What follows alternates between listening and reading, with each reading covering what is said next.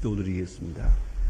은혜와 사랑이 한량없으신 주 여호와 우리 아버지 하나님, 전쟁의 위험 속에서도 우리를 눈동자와 같이 지켜주시고, 또한 원인을 알 수 없는 무서운 질병이 유행하고 있지만도 또 이만큼 건강하게도 하시고, 또한 근심과 걱정, 이해되기 어려운 많은 문제들이 우리를 엄습하고 있고 우리 마음을 괴롭히고 있사오나, 모든 것을 다 주님께 맡기고 평온한 가운데서 오늘도 이 새벽을 맞게 하시고 이 하루를 주의 전에서 시작하게 하시는 것, 그 은혜와 사랑을 진심으로 감사드립니다. 약한 자를 강하게 하시고 그릇 자를 바른 길로 인도하셨으며, 근심과 걱정에서 헤어나지 못하는 저희들에게 이만큼의 위대한 믿음을 주신 것을 진심으로 감사드립니다. 오늘이 있도록 인도하신 하나님, 남은 생도 인도하여 주시되 과거보다 미래에 있는 이 얼마 되지 않는 시간이 더 복되고 더 영광되고 더 자유롭고 그리고 더 소중하게 주의 손에 의해서 쓰여지게 해 주시기를 기도합니다. 하나님께서 특별한 영륜이 계셔서 우리를 부르셨사오니 이 시대적인 사명을 다하게 하시고 주 앞에 성실히 행하게 하시며, 실패했던 성공했던 잘했던 못했던 지난날 택한 백성의 과거는 결코 버려진 것이 아니라고 믿사오니 이 모든 과거, 모든 경험, 경륜들이 이제 다 모여서 지혜가 되고 능력이려 오늘과 내일은 하나님 앞에 똑바로 서서 하나님 앞에 큰 영광을 돌리는 가장 소중한 하루하루 시간들로 살아가게 여기를 기도합니다.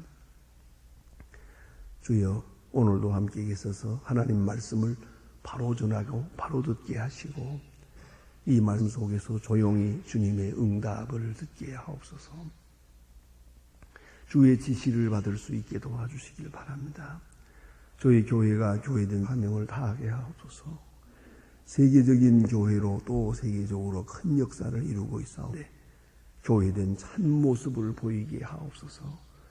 사랑의 모습, 용납하는 모습, 화합하는 모습, 그리고 주 앞에 성실히 행하는 모습을 보이게 하옵소서. 또한 오늘 2차 장로 투표를 하고자 합니다. 이 일이 축고 즐거운 날이 되고 기쁨이 되게 하시고 이 일로 인하여 시험을 당하는 일 없고 초조한 마음 가지지 않게 하시고 이제 조용히 주의 뜻을 기다리는 가운데서 주께서 지명해 주시는 분을 맞을 수 있고 또 지명될 수도 있고 선택되지 못할 수도 있겠사오나, 그러나 이 모든 일을 통해서 신앙적으로 받아들이게 하옵소서.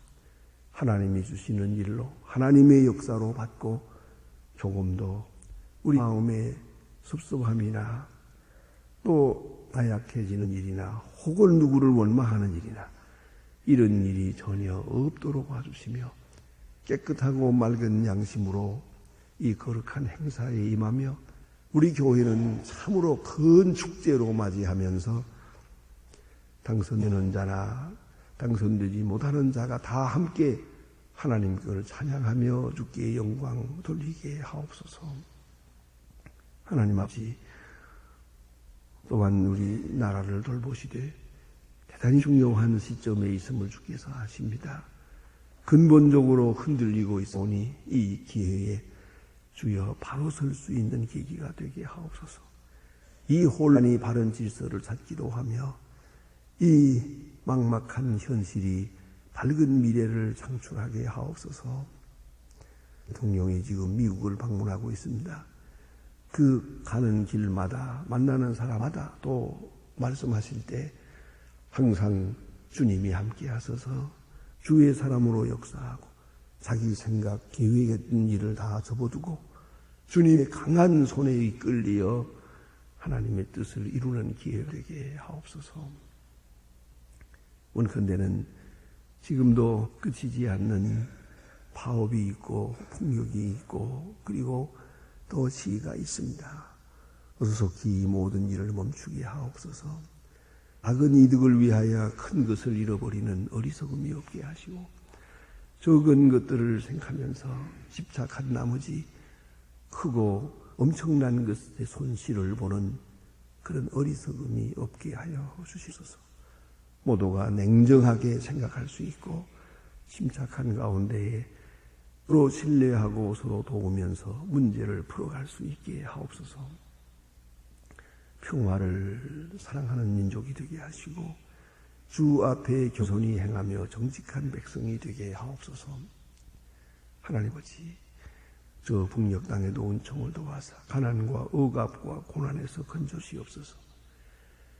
우리가 위에서 기도하기만 아니라 우리가 해야 할 일 있는 줄 아오니 우리에게 맡기신 일 잘 감당해서 이것이 쏟아지는 미랄이 되어 전체를 구원할 수 있고, 이 작은 일이 누룩과 같이 파고들면서 북한을 복음화하는 큰 역사가 있게 하옵소서.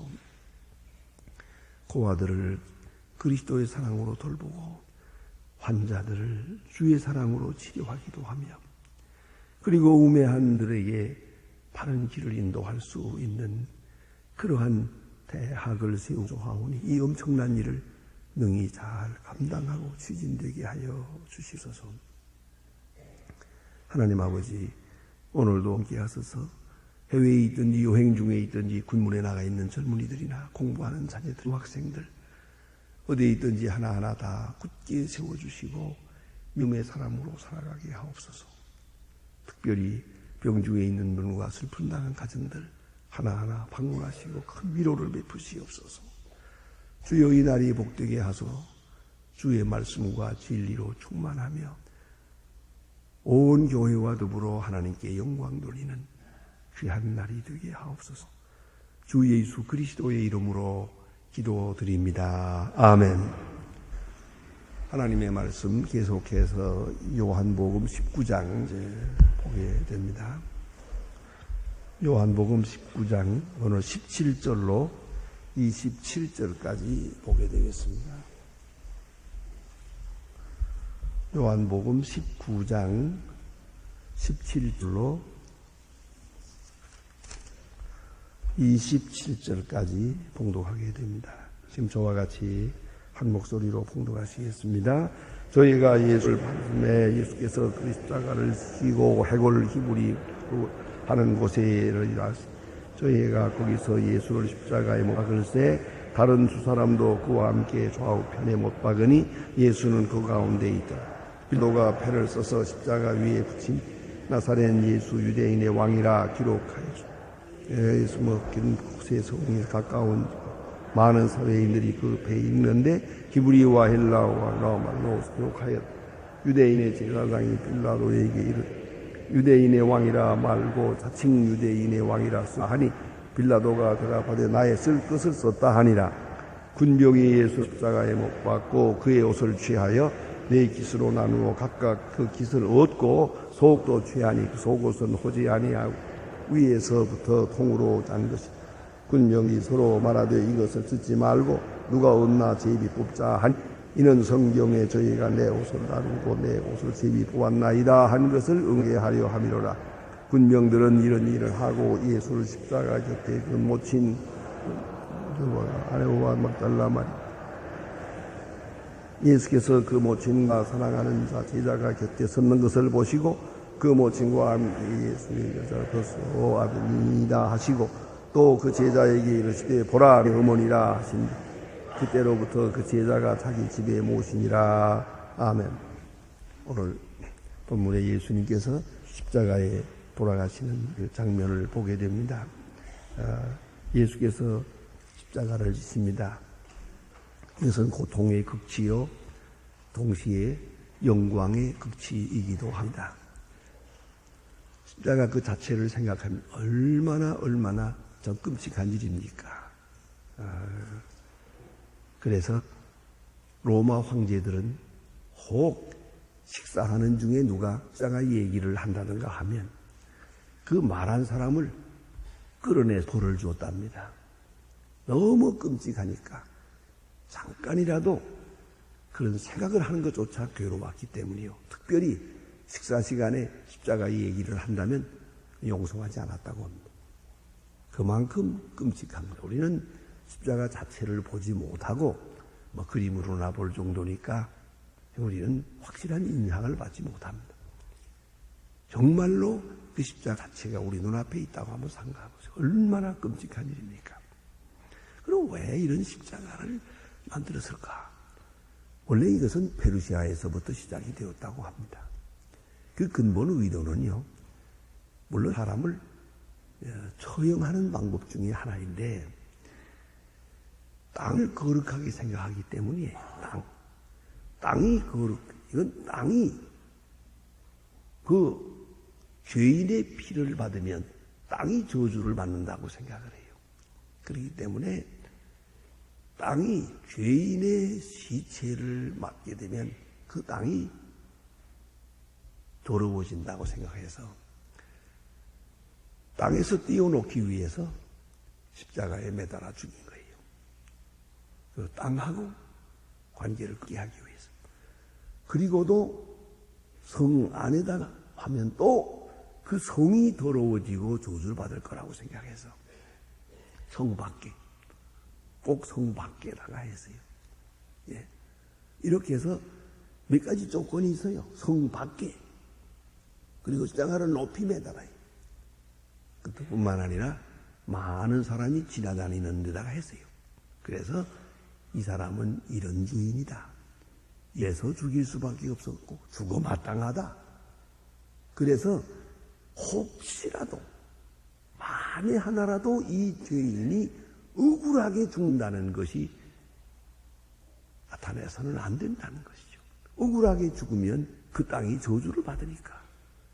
이건 당연히 마땅히 죽어야 할 사람이 죽는 거다. 여기 죽이는데 이의가 없다. 그것을 만인 천하에 공포하기 위해서 이렇게 높이 매달고 성 밖에다 매달고 길가에다 매달아놔서 모든 사람으로 하여금 쳐다보고 침을 뱉고 마땅하다. 죽어 마땅한 사람 죽었다. 그 죽인 사람 잘했다. 이렇게 하게 하자는 거예요. 그것이 바로 십자가를 지우는 이유요. 십자가에 높이 매달는 이유가 된 것입니다. 땅을 더럽히지 아니하려고 말입니다. 그런데도 로마 시민권이 있는 사람은 어떤 죄를 지었든지 간에 십자가에 죽이지 않았어요. 너무 비참하니까요. 로마 시민은 그렇게 죽을 수 없다. 그래서 주로 이방 사람들, 또 로마 입장에서 볼 때는 비로마 사람들, 그리고 노예들, 이런 사람들을 이렇게 십자가에 달아 죽이게 됩니다. 그런 여로 예수님은 십자가에 돌아가심으로 해서 약민족의 서러움까지 겹친 그런 고난을 당하게 됐다 생각을 하게 됩니다. 이것은 조그마한 합의도, 조그마한 의도 인정하지 않으려고 하는 그러한 의도가 거기에 있습니다. 그뿐입니까? 예수를 십자가 못 박을 때 그러했듯이 자기가 죽을 십자가를 자기가 메고 오게 합니다. 이 얼마나 참 무자비한 일입니까? 뭐 사람도 많은데 죽을 사람이 자기 십자가를 걸머쥐고 죽을 때까지 가야 됩니다. 너무 그것을 비참하게 여겨서 예수님이 좀 그렇게 허약했던지, 그래서 로마 군인도 조그마한 궁유를 베풀었어요. 그것이 바로 구레네 시몬으로 하여금 억지로 십자가를 대신 지했다. 로마 군인, 자기 의무를 감당하고 있지만은 너무나도 비참하게 여기에서 요만큼의 궁유를 베풀었던 것 같습니다. 자, 해골이라는 곳에 해골처럼 생겼다고 해서 해골인데 우리가 흔히 골고다 합니다만은 성경에 골고다라는 말은 없습니다. 이것은 해골곳이라는 말의 라틴 말입니다. 로마 말입니다. 그래서 볼게이트라고 라틴 말로 된 성경의 골고다라고 되어 있습니다. 그래서 지금 우리가 가톨릭의 그 영향을 그대로 받아서 골고다 이렇게 말합니다. 갈보리, 골고다가 아니라 갈보리입니다. 갈보리라는 말은 성경에 없어요. 그런데 이 갈보리란 라틴 말입니다. 그래서 우리가 갈보리, 갈보리산 이렇게 부르지만은 그것은 헬라어가 아니고 라틴어라 하는 것을 생각하면 되겠습니다. 전설에 의하면 예수님이 십자가에 돌아가신 바로 그곳이, 묻힌 그곳이 아주 옛날 아담의 해골이 묻힌 곳이다. 그렇게 전설로 말해주고 있습니다. 제1아담이 묻힌 곳에 제2아담인 예수께서 묻혔다 하는 그런 상징적 의미를 말하고 있습니다. 로마 사람들은 주로 이것을 말해요. 이렇게 십자가에 매달아 놓으면 그 시체를 땅에 닿지 못하게 하기 위해서 한 거거든요. 그런 거로 그냥 매달아 두는 거예요. 한 일주일 동안 매달아 두면 갖가지 짐승들이 와서 독수리가 와서 다 뜯어먹어요. 지금도 그런 데가 있죠. 또 티베트 가면은 그런 게 있는데요. 사람의 시체를 산 위에 가지고 올라가서 이렇게 펴놓으면 옥수리가 아주 그때마다 와서 수백 마리가 와서 아주 깨끗하게 청소합니다. 그래야 아주 극락에 간다고 생각을 하거든요. 그건 아주 보통 사람은 할 수 없는 그런 특별한 장례식이 있습니다. 제가 그걸 아주 정확하게 비디오로 이렇게 찍어 온 것을 보았는데요. 그래서 대단합니다. 그냥 또 먹기 좋게 하기 위해서 또 이렇게 다 만도질을 해서 준다고요. 그래서 이 시체를 땅에 묻은 것보다 이렇게 새 먹어버려야, 그래야 극락에 간다고 생각하는 그런 신조의 교리가 있습니다. 그런데 이 십자가에 매달아 놓고 그냥 두는 이유가 그 시체를 땅에 닿지 못하게 하기 위한 거예요. 그 내버려 두면 독수리들이 와서 다 뜯어먹어요. 깨끗하게. 그렇게 하는 게 십자가의 사람을 죽이는 방법의 원칙이에요. 그런데 예수는 십자가에 돌아가신 다음에 바로 달아내렸고 내려서 무덤에 뒀다. 그 사실 굉장히 긍휼을 베푼 겁니다. 더구나 안식일이 앞에 있기 때문에 유대 사람들이 이걸 오해해서 이렇게 했는데 사실은 십자가를 구레네 시몬이 대신 진 것과 그 시체를 땅에 묻도록 허락한 것, 그건 굉장한 긍휼입니다. 예외적인 일이라고 그렇게 생각이 됩니다. 어쨌든 예수는 이렇게 십자가에 돌아가시는데 또 하나 두 강도와 함께 했다. 그건 뭡니까? 예수님이 죄인이라는 것을 말하고 싶은 거예요. 온 세상이 다 아는 강도 두 사람 또. 그래서 가운데다가 예수를 십자가에 못 박아요. 이 사람도 이 강도와 같은 사람이다. 그것을 말하자는 것이에요. 끝까지 자기들은 정당하고 예수는 마땅히 죽어야 하고 마땅히 죽어야 할 자를 죽였다. 그것을 보호하기 위해서 이같이 한 것입니다.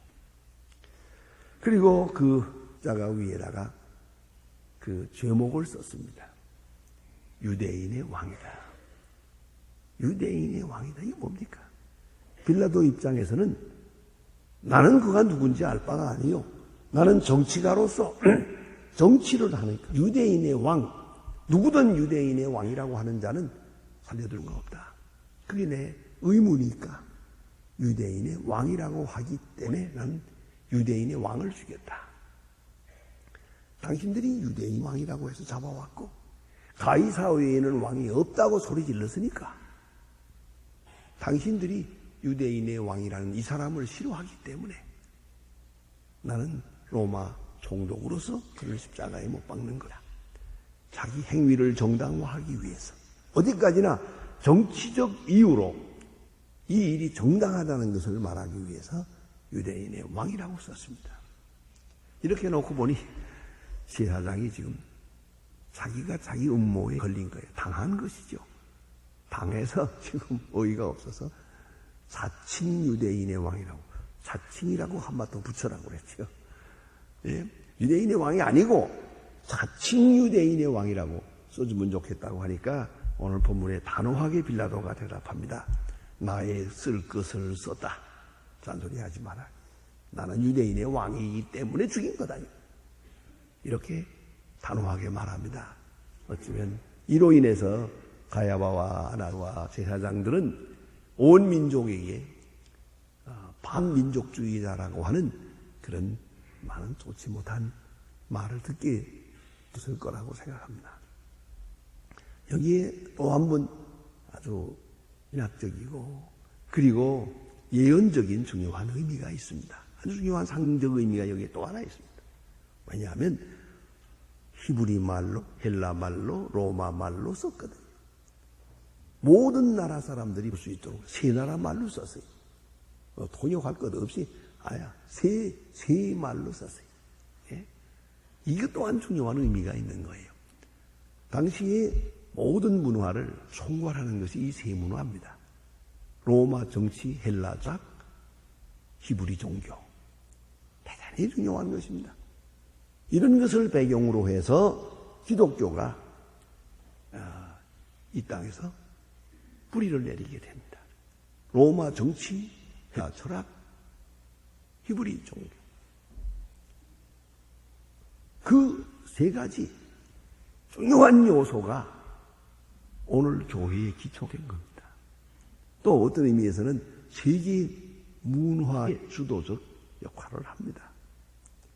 로마 정치, 헬라 철학, 예술, 문화, 그리고 히브리 종교, 세계를 주관하고 다스리는 그런 중요한 요소들입니다. 그래서 로마 정치를 타고 로마로부터 복음이 전파되지 않습니까? 그리고 우리가 읽는 성경의 원본이 헬라 성경이에요. 헬라어입니다. 헬라 철학적인.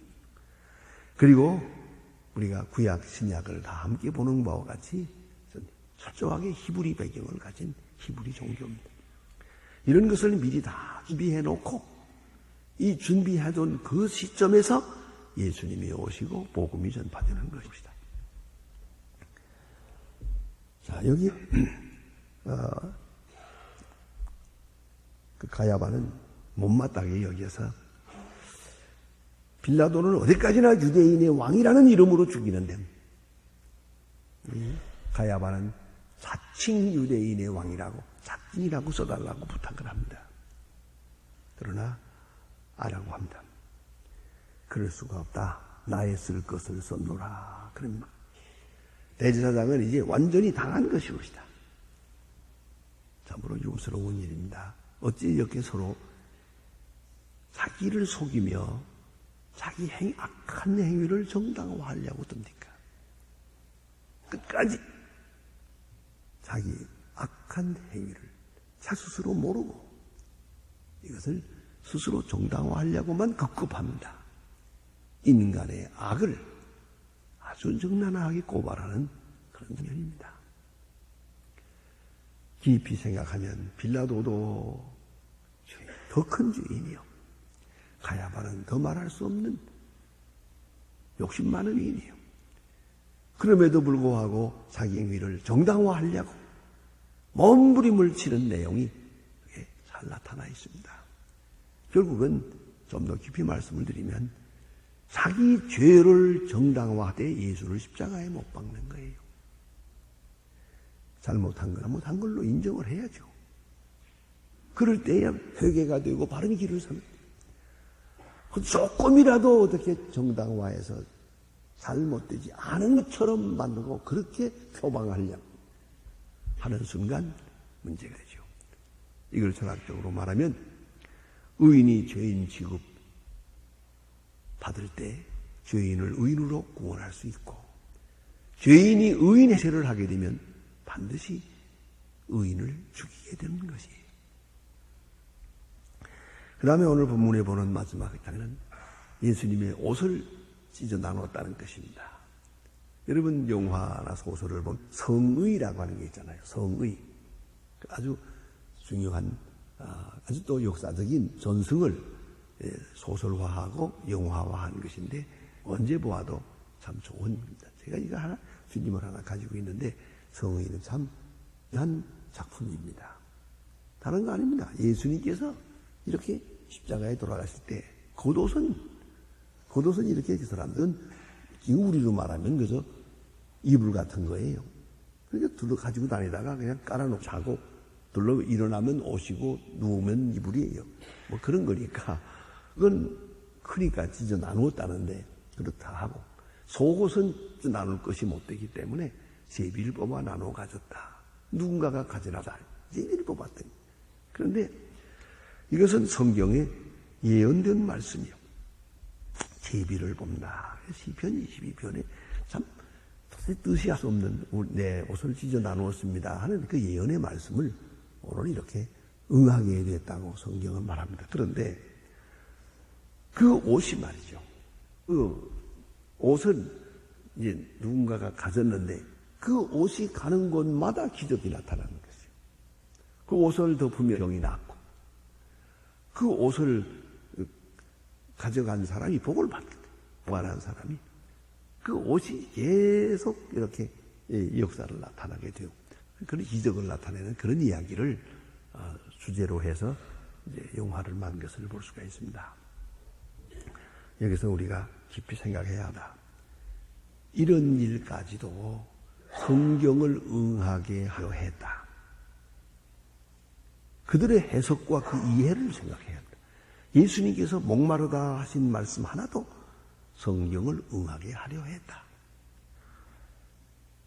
그 고난을 당하는 것 하나하나가 다 성경을 응하게 하려 했다. 그 옷을 찢어 나누는 장면을 보면서도 성경을 응하게 하려 했다.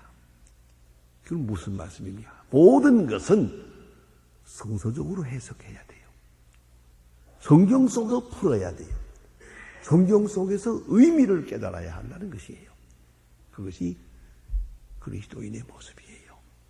어떤 일, 작은 일이든 큰 일이든 성경 속에서 해설하고 해답을 얻고 응답을 얻어야 돼요.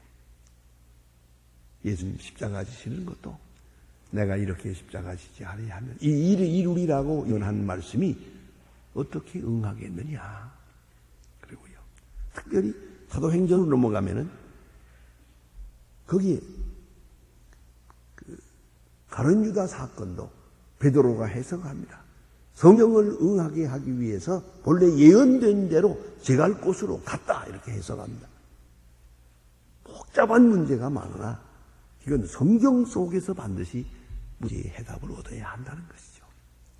그런 성서적 경건의 자세 우리가 바로 해야 할 것입니다. 기도하십니다.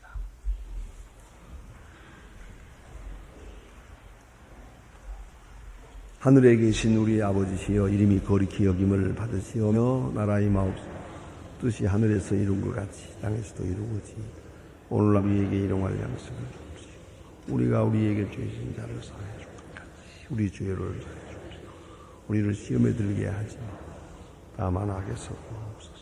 내 나라와 권세와 영광이 아버지께 영원히 있사옵나이다. 아멘.